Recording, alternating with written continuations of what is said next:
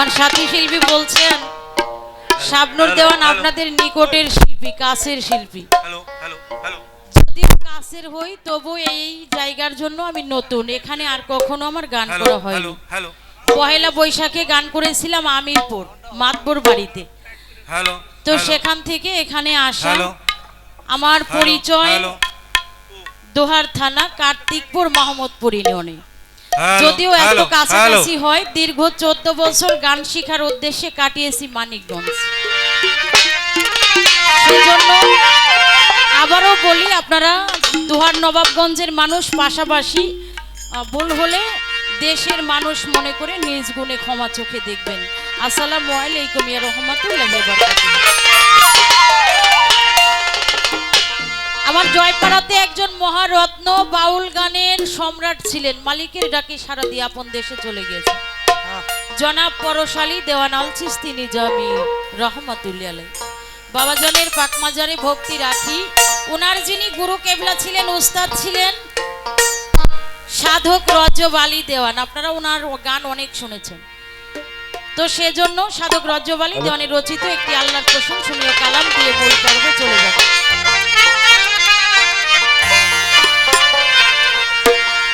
মাওলা তুমি জীবের জীব, আরে দয়াল রে পতিত পাব,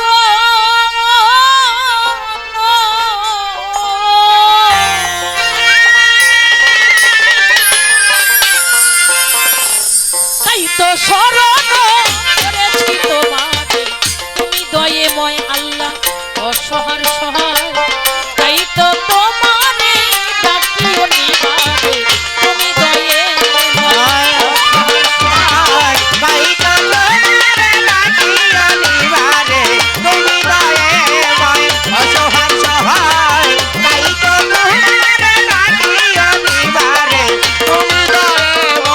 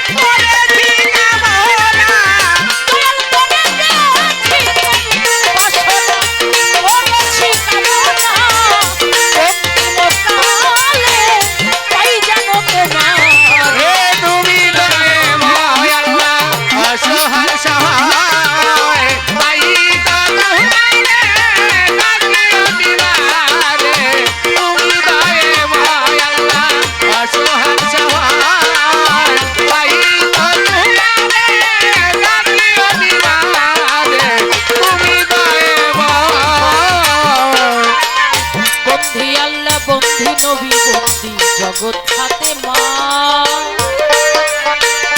মাওলায় আলীর চরণ সেবী সঙ্গে ইমাম দুইজন যাতনা হলে বায়াত ভক্তি ও ওরে মাওলা বিশ্বের অলি আউলিয়া যত ভক্তি দিয়ে